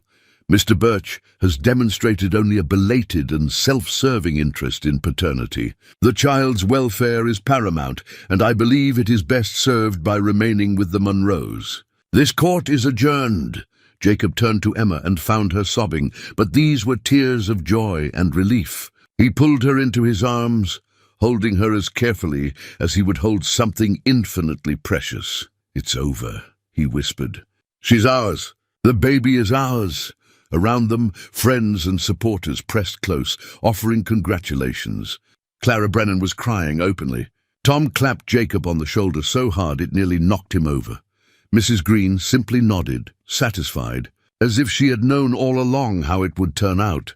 Clayton and his father stormed from the courtroom, Hutchinson trailing behind them, already talking about appeals. But Jacob knew they wouldn't follow through. The Birch family had gotten what they really wanted, deniability. They could tell their society friends that they had tried to do right by the child, but the courts had ruled against them. Their reputation was salvaged without actually having to take responsibility.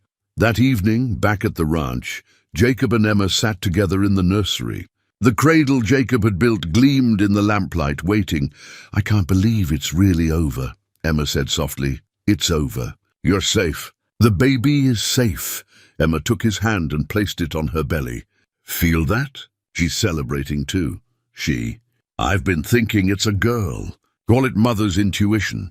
Jacob felt the baby moving beneath his palm, strong and active. His daughter, not by blood but by choice and love, and the covenant he had made before God and the law. Grace, he said. Grace Monroe? Grace Monroe? Emma repeated, smiling through fresh tears. It's perfect. That night, Emma went into labor. It started with a tightening across her belly, barely noticeable at first. She was sitting in the parlor with Jacob, going over the supplies list for the coming month, when she paused and pressed her hand to her side. Emma? I think it might be time. Jacob was on his feet instantly. I'll send for Dr. Webb. Jacob, wait. It could be hours yet. First babies take their time. Jacob turned to face her, his hands gentle on her shoulders. I fought it too. Felt guilty about it, like I was betraying Sarah's memory. But Sarah would have liked you. She would have approved. You think so? I know so. She always said that love wasn't a finite resource, that loving more people didn't mean loving anyone less. I didn't understand that until now. I love Sarah's memory, and I love you, and I love Grace. Each love is different, but each one is complete. Emma reached up and touched his face. This good man who had saved her in every way a person could be saved. Thank you for choosing us. For choosing me. Thank you for letting me.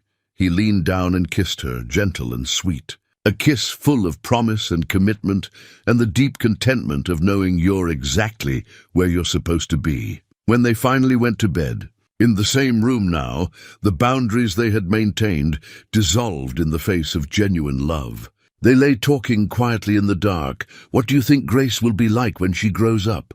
Emma wondered. Strong, Jacob said immediately.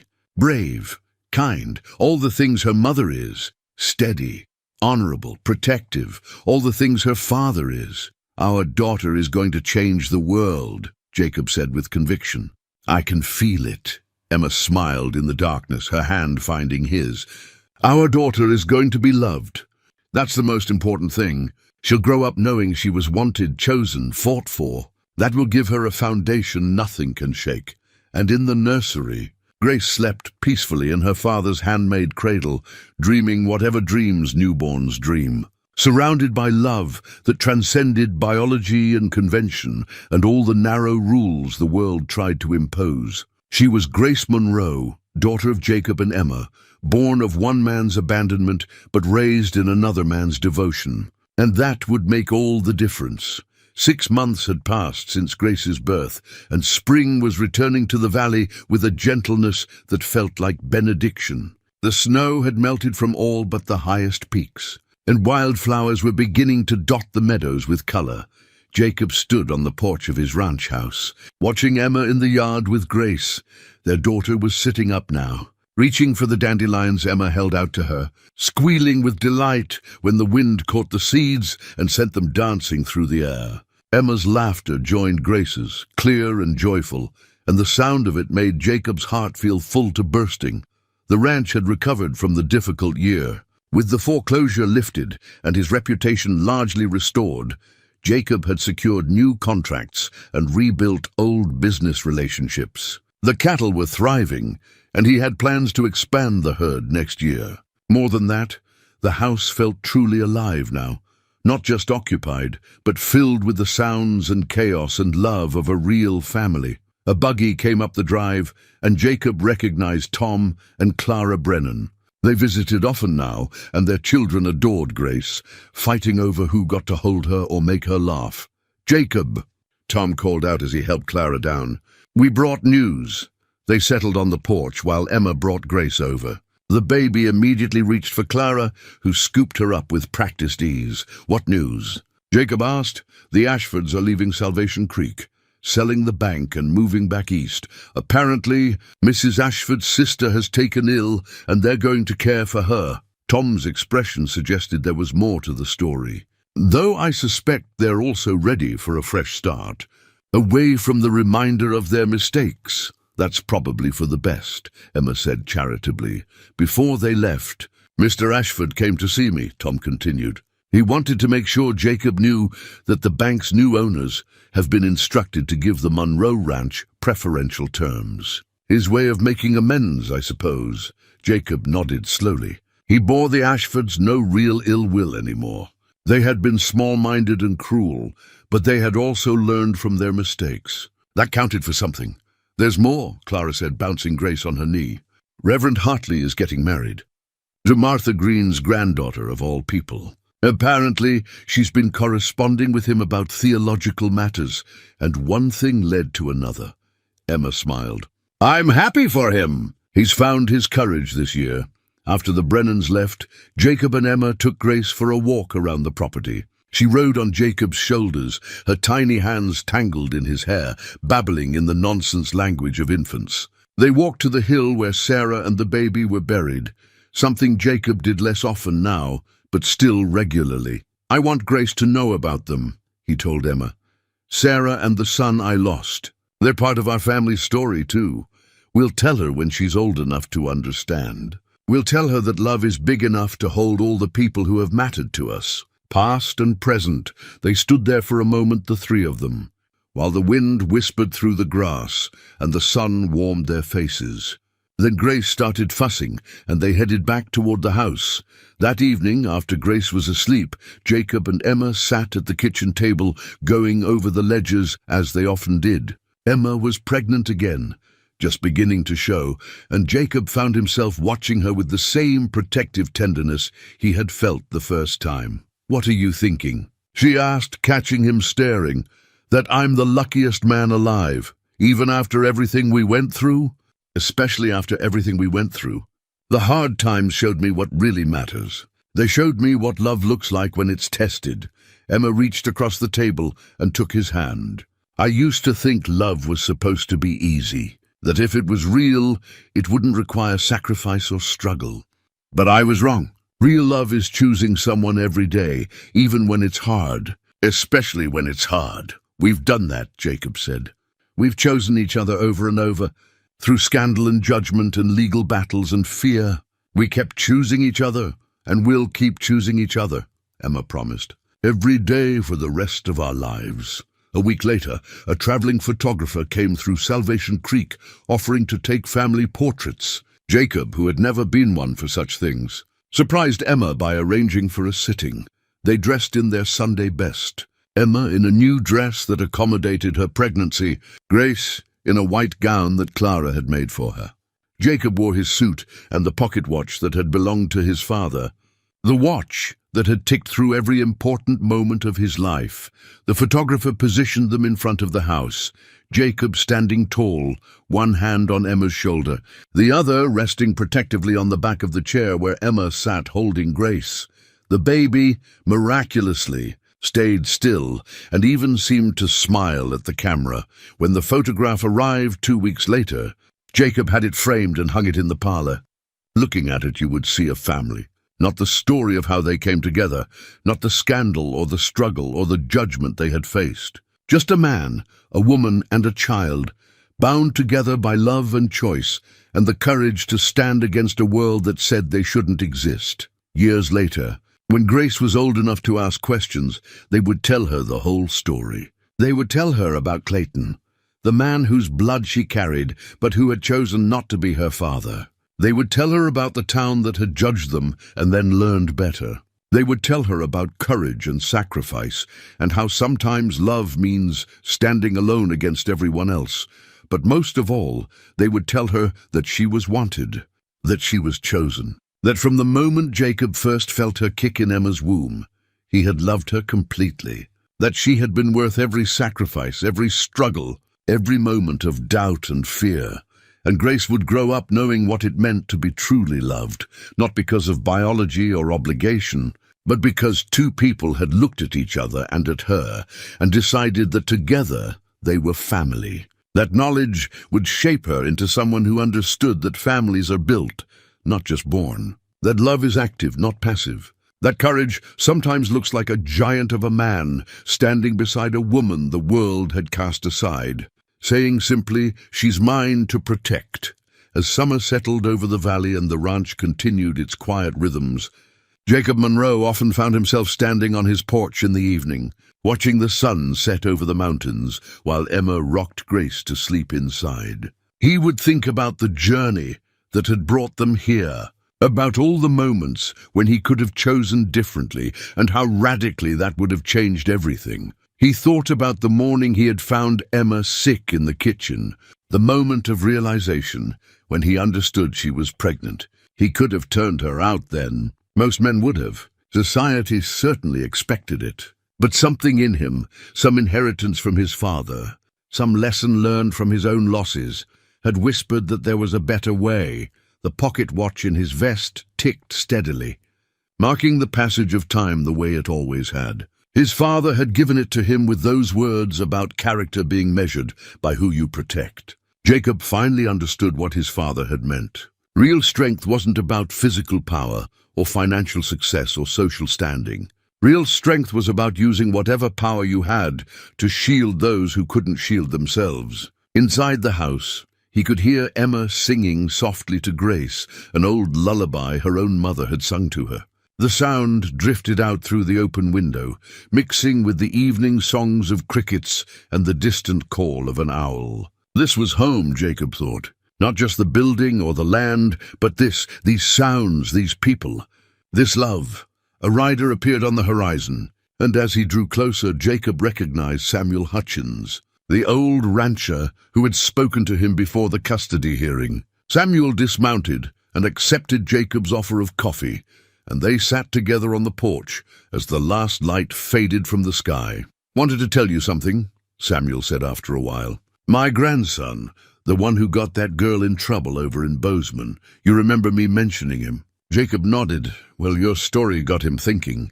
Instead of running like he'd planned, he did what you did. Married her, stood by her. Town gave them a hard time at first, but they're making it work. He came to thank me for telling him about you, said you'd shown him what kind of man he wanted to be." Jacob was quiet for a moment, moved by this unexpected legacy. "I'm glad he chose right.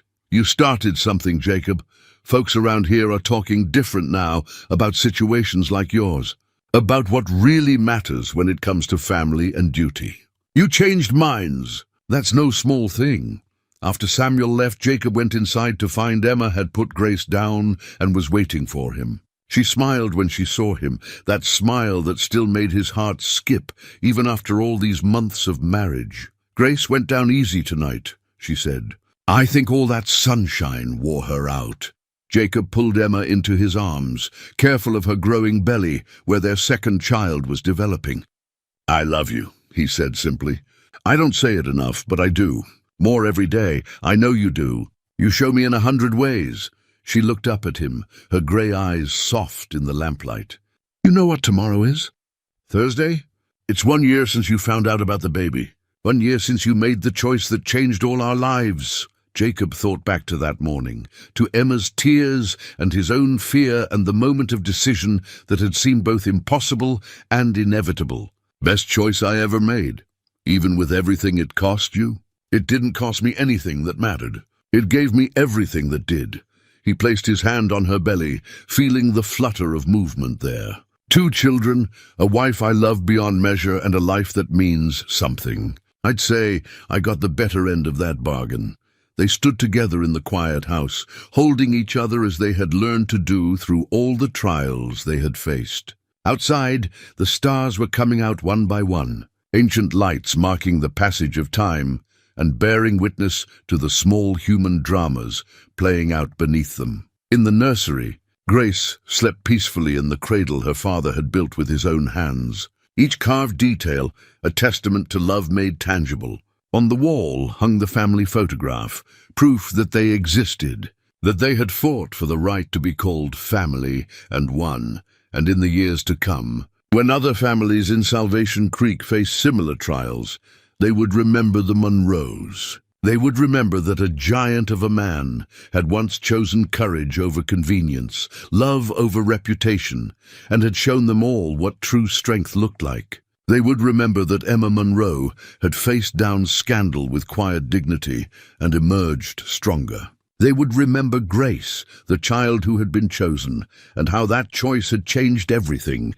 The story would be told and retold, refined and passed down, becoming part of the valley's folklore. But the truth at its heart would remain unchanged. Sometimes the measure of a person isn't found in their strength, but in who they choose to protect when the whole world turns away. And sometimes one act of courage can reshape an entire community, one choice at a time. Jacob Monroe had made that choice, and in doing so, had discovered that the greatest legacy a person can leave isn't wealth or property, or even their name carved in stone. It's the example they set, the lives they touch, and the love they give freely, even when it costs them everything. As the Montana night deepened and the wind whispered through the valley, carrying the scent of wildflowers and promise, the Monroe family slept peacefully in the house that love had transformed into a home. And that, in the end, was everything that mattered.